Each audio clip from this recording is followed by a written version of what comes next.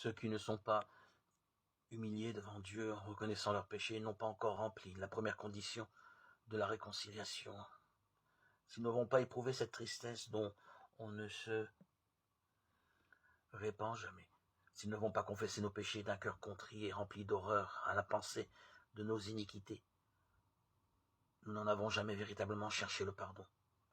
Et si nous ne l'avons jamais fait, nous ne pouvons pas avoir trouvé la paix de Dieu. L'unique raison pour laquelle nous n'avons pas le pardon de nos péchés passés, c'est que nous ne voulons pas nous humilier et nous conformer aux conditions de la parole de vérité. Des directives expresses nous sont données à ce sujet.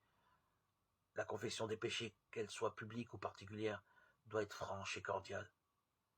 Il ne faut pas qu'elle soit faite d'un air détaché et à la légère, ni imposée à des personnes qui n'ont pas encore appris à haïr le péché.